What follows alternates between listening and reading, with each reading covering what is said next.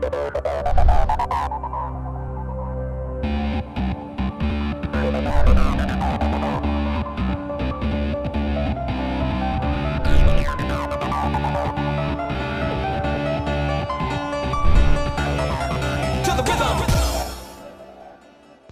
is the battle of megapixels at Snaptech as we pit Samsung Galaxy Note 4 against LG G3. First up, let's take a look at the Note 4.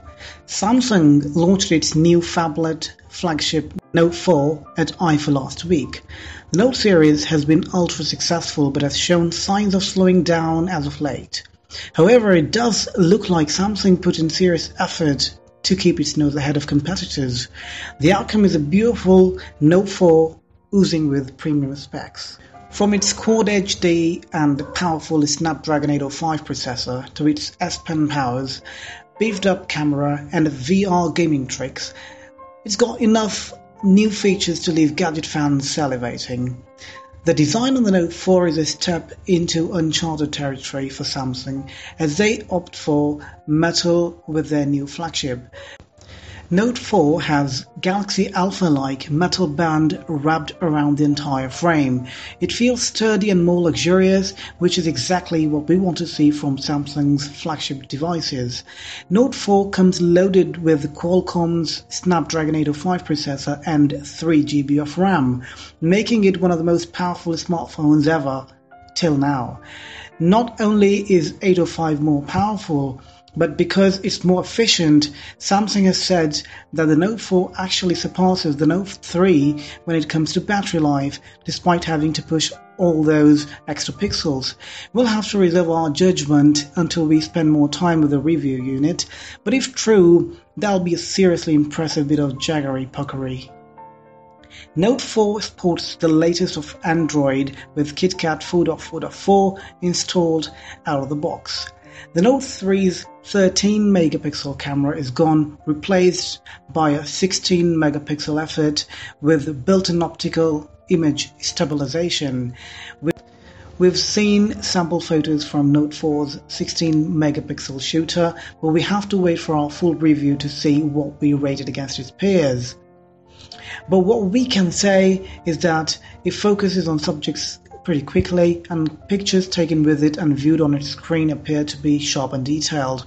We are yet to get a chance to put the optical image stabilization through its paces either, but if LG G3's performance is anything to go by, we expect the Note 4's low light shots to improve as a result.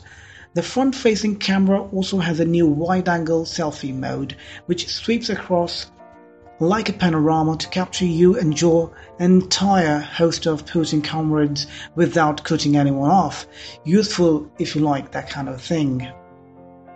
The obvious headline with the Note 4 is that it has a Quad HD display. The screen size itself isn't changed from the Note 3 at 5.7 inches, but the resolution is now an LG G3 matching 2560 into 1440.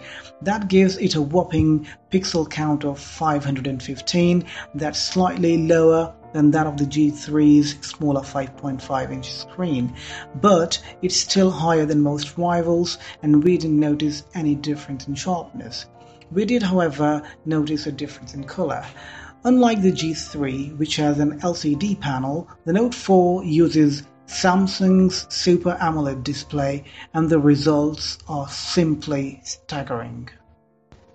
Now, coming on to the G3, which proudly carries the tag of being one of the first devices from a major manufacturer to sport a Quad HD display, in addition to the revolutionary screen, the G3 also carries top-of-the-line specs.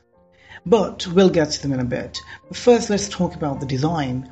The LG G3 is just 8.9mm, which means it's thinner than the G2, going by LG's 9.1mm or our own 9.4mm measurement. Either way, it's impressive considering the extra tech that is squeezed in. That's unsurprising, but what is a surprise is how LG has managed to keep the overall size of the device down. It's really no bigger than its rivals. Due to the screen, the G3 is marginally wider but isn't as tall as the Sony Xperia Z2 or HTC One M8. It's all down to those tiny bezels, which were one element which made the G2 so impressive. Screen size isn't everything. The back of the G3 is plastic but looks very similar to a brushed metal design.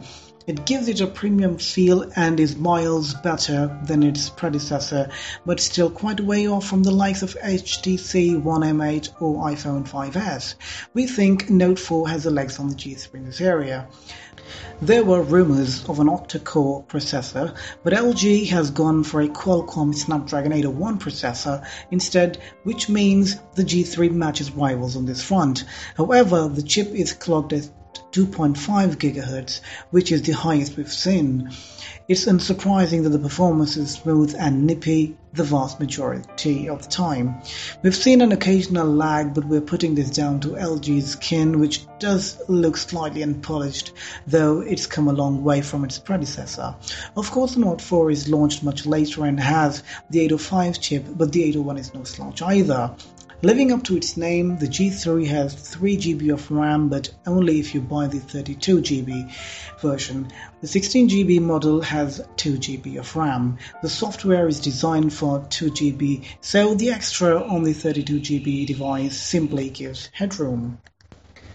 The resolution of the G3's main camera remains at 13 megapixels, as was the case on the G2, but there are a number of improvements which have been added. For starters, there is a dual LED flash which should come in handy in low light situations. More impressive is the inclusion of recording video in 4K resolution. That's not a new feature for a smartphone, but the LG G3's laser autofocus certainly is. It shoots a cone-shaped beam to quickly focus in just 276 milliseconds. In tests, it works really well and actually came from LG's robotic vacuum cleaner technology. The G3 includes optical image stabilization technology to keep shots shake-free, something we loved in the G2, and something called touch and shoot removes unnecessary buttons so you can concentrate on getting the right shot. You can also quick launch the camera from sleep by holding the volume down button. There are a number of key features that LG is touting as new and improved this year with the G3, but none sticks out as prominently as the Quad HD screen. Some might think that is 4 times the pixel count of an HD screen, and you'd be right to a degree, but only if you're talking about 720p screens. If you're comparing the G3 to something like Galaxy S5 that packs in 2 million pixels to G3's 3.6 million pixels, it's a lot sharper for sure, but anyone thinking it's going to be mind-blowing will be disappointed. The screen is brilliant, no question. Internet browsing, looking at pictures, watching high-end video is all awesome. The display did catch our attention when tilted left or right, and the brightness drops off sharply, which can be attributed to the number of pixels that are packed in there. However, we failed to notice the same with the Note 4 with Super AMOLED screen, so once again Samsung has something to pull out of the reservoir just at the right time. So, what do we think? Both devices are amazing. They're an epitome of engineering and should be applauded thoroughly. Any buyer willing to go with either of the device will truly appreciate the amazing technology and amount of features the device packs. Both sport jaw-dropping 500 plus pixels per inch, huge screen real estate, large batteries, powerful processors, and latest software. The difference comes down to opinion. Some may like Samsung's vibrant and eye-popping Super AMOLED display, while some may prefer the IPS panel on the G3.